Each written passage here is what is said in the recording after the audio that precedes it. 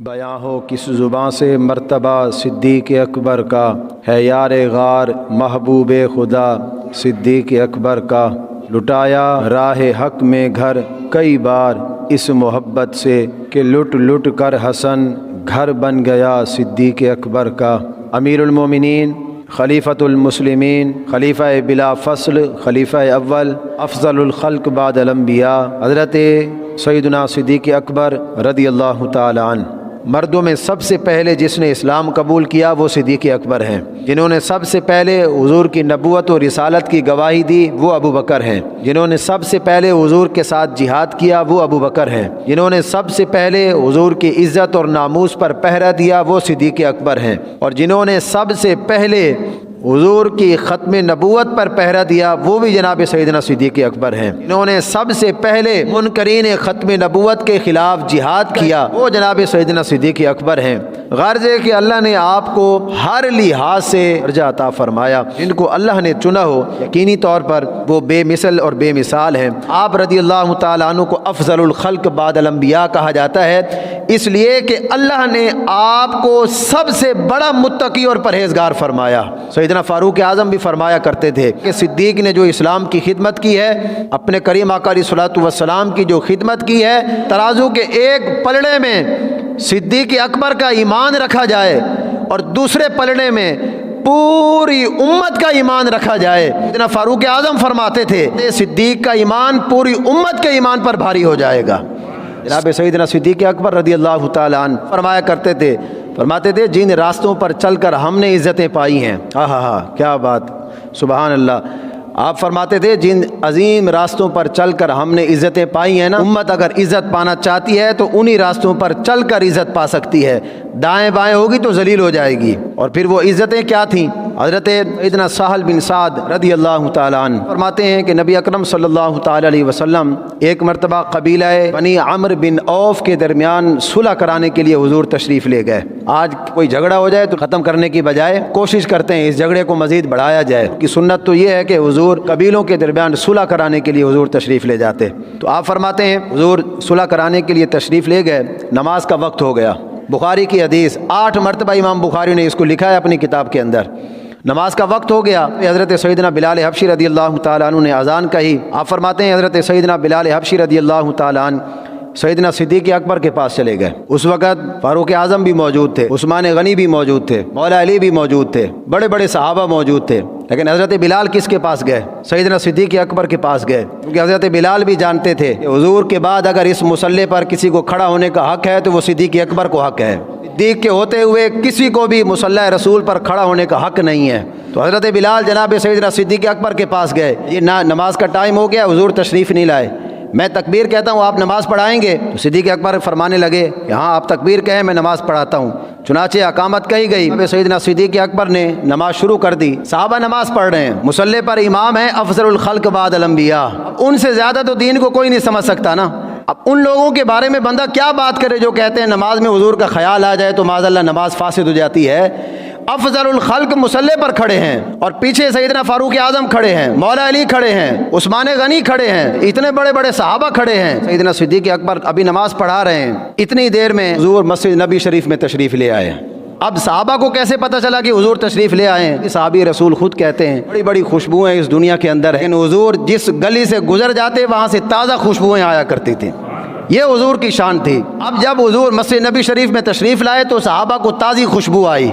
अब जब ताज़ी खुशबू आई तो सहाबा जान गए कि हुज़ूर तशरीफ़ ला चुके हैं। जब सहाबा को पता चला कि हुज़ूर तशरीफ़ ला चुके हैं, सहाबा ने फिर इधर वाले सहाबा इधर हो गए, इधर वाले इधर हो गए, दरमियान से रास्ता बनाया। नमाज में सहाबा ये नहीं जानते थे नमाज किसके लिए पढ़ी जा रही है, नमाज तो अल्लाह के लिए पढ़ी जा रही है। लेकिन सहाबा ये भी जानते थे बखुदा खुदा का यही है दर, नहीं और कोई मफर मकर, जो वहाँ से हो यहीं आकर हो, जो यहाँ नहीं तो वहाँ भी नहीं। ये भी सहाबा जानते थे। बुखारी फरमाते हैं सहाबा ने रास्ता बनाया, हुज़ूर तशरीफ़ ले आए। पहली सफ़, दूसरी सफ़, तीसरी सफ़, चलते चलते हुज़ूर पहली सफ़ में आ गए। अब सिद्दीक़ अकबर नमाज़ पढ़ा रहे हैं। तो जब सहाबा ने इस बात को देखा कि हुज़ूर तशरीफ़ ला चुके हैं, हुज़ूर पहली सफ़ में आ चुके हैं, सिद्दीक़ अकबर मुसल्ले पर खड़े हैं, तो सहाबा ने फिर तस्फीक शुरू कर दी। ये सहाबा ने हाथ मारना शुरू कर दिए, ये या ये।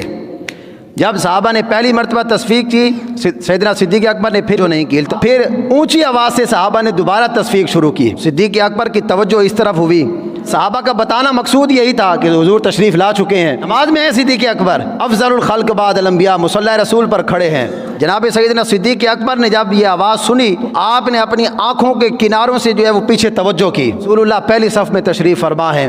اب جب انہوں نے حضور کو دیکھا، حدیث کے الفاظ سہل بن سعد کہتے ہیں کہ جب جناب سیدنا صدیق اکبر نے حضور کو دیکھا تو سیدنا صدیق اکبر الٹے پاؤں جو ہے وہ پچھلی صف میں آنا شروع ہو گئے۔ حضور نے پھر صدیق اکبر سے کہا صدیق ٹھہرے رہو ٹھہرے رہو، لیکن سیدنا صدیق اکبر صلی اللہ رسول پر کھڑے نہ ہوئے بلکہ الٹے پاؤں چلتے ہوئے پہلی صف میں آ گئے۔ اب حضور مصلی رسول پر تشریف لائے اور بقیہ نماز حضور نے مکمل فرمائی۔ وہ بتائیں، وہ صحابہ کی توجہ، وہ راستہ بنانا، وہ صدیق اکبر کا دیکھنا، وہ صدیق اکبر کا پہلی صف میں چل کر آنا اور بقیہ نماز کا حضور کا پڑھانا، یہ سب کچھ کیا تھا؟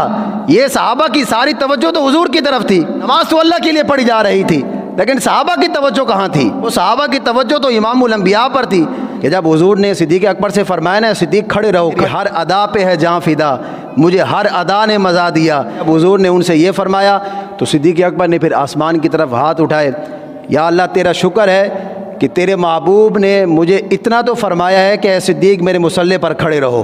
حضور نے نماز مکمل فرمائی۔ حضور نے پوچھا صدیق میں نے جو آپ سے کہا تھا کہ میرے مصلی پر کھڑے رہیں تو آپ پیچھے کیوں آئے؟ سیدنا صدیق اکبر عرض کرنے لگے یا رسول اللہ میرے ماں باپ آپ پر قربان ہو جائیں، یا رسول اللہ ابو قحافہ کے بیٹے ابو بکر کی کیا مجال ہے کہ آپ کے ہوتے ہوئے وہ آپ کے مصلی پر کھڑا ہو جائے؟ ام المومنین فرماتی ہیں کریم آقا علیہ الصلوۃ والسلام ایک دفعہ انصار کے ایک قبیلے میں صلح کرانے کے لیے حضور تشریف لے گئے۔ یہ دوسری روایت ہے۔ اذان کا وقت ہوا، حضرت بلال نے اذان دی، نماز کا وقت ہو گیا۔ جناب سیدنا صدیق اکبر نے نماز پڑھائی، حضور نماز کے بعد تشریف لائے۔ حضور نے آ کر پوچھا نماز پڑھ لی ہے؟ ہم نے عرض کیا رسول اللہ نماز تو ہم پڑھ چکے ہیں۔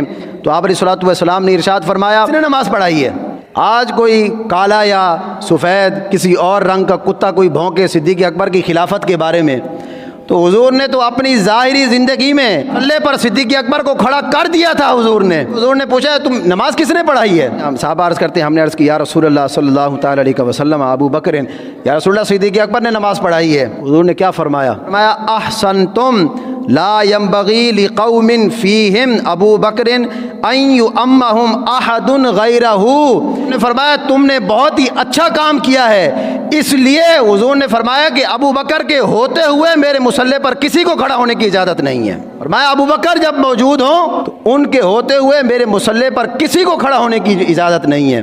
اور پھر میرے کریم آقا علیہ الصلوۃ والسلام کی جب طبیعت مبارکہ، آپ کی اپنی طبیعت مبارکہ تھی، اس کو ناساز بھی نہیں کہہ سکتے، حضرت بلال تشریف لائے، یا رسول اللہ نماز کا ٹائم ہو گیا ہے۔ حضور نے فرمایا ابو بکر کو لوگوں کو نماز پڑھائے۔ صحابی رسول باہر گئے تو ابو بکر انہیں نہ ملے، فاروق اعظم انہیں نظر آ گئے تو انہوں نے سمجھا شاید نماز ہی پڑھانی ہے اور کیا کرنا ہے۔ اب صحابی رسول نے سیدنا فاروق اعظم کہا کہ جی آپ آئیں نماز پڑھائیں۔ سیدنا فاروق اعظم کی آواز جو تھی وہ تھوڑی بھاری آواز تھی۔ سیدنا فاروق اعظم نے جب کہا نا اللہ اکبر، حضور اپنے بستر مبارک پر آرام فرما ہے، تو میرے کریم آقا علیہ الصلوۃ والسلام کے کانوں میں جب سیدنا فاروق اعظم کی آواز گئی تو صحابہ فرماتے ہیں حضور چارپائی پر آرام فرماتے، حضور جلدی جلدی اٹھ کھڑے ہوئے۔ حضور نے اپنا چہرہ مبارک، وہ کھڑکی دروازہ جو بنا ہوا تھا مسجد نبی شریف میں، وہاں سے حضور نے اپنا چہرہ انور باہر نکالا اور حضور نے صحابہ سے لفظ کیا فرمائے؟ حضور نے فرمایا لا، یہ حدیث کے الفاظ ہیں۔